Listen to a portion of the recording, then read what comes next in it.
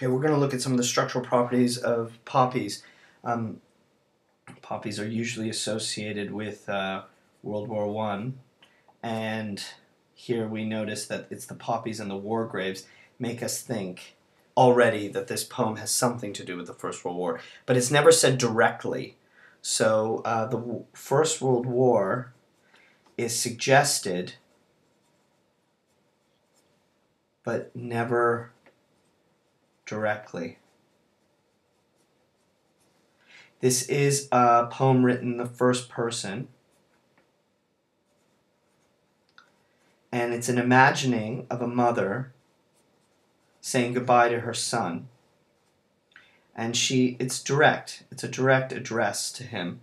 But like we said, we don't know exactly where the boy's going. And even though there's a suggestion that it's the First World War, and also, of course, there's Armistice Sunday as well. Even though there's that suggestion, the fact that it's left open, I think recommends the poem and leaves it to mean more than simply comment on a historical moment, but actually on the process of saying goodbye and on memory. The poem has 4 stanzas, and the stanzas sometimes overflow into one another. So, for example, here, the lines are in jam, turned into felt, slowly melting. There's the continuation of the line into the next stanza.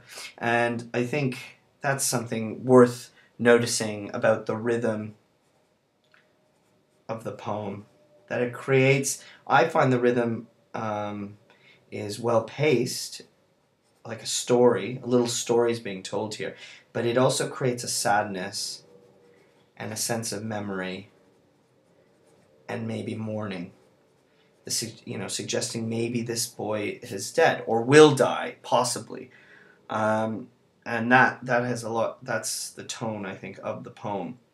There are similes, such as the world overflowing like a treasure chest here. That's a simile where the boy who is now leaving now feels like the world is his. Anything is possible, and the way they describe it is like a treasure chest, a kid's image.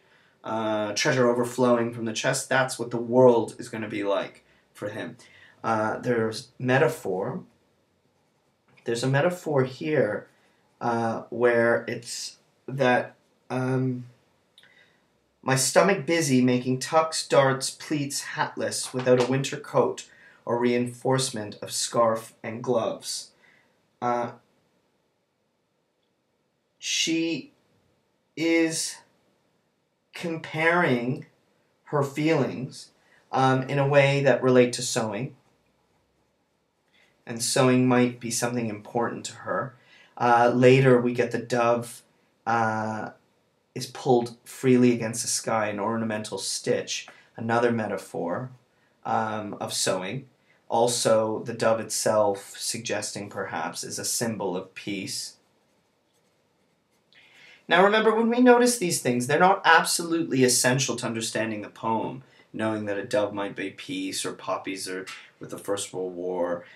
They just help us when we can identify them to start approaching a poem, or alternatively, to start enhancing our ability to understand there might be a story behind the story here. So those are some of the structural properties that I think are worth noting in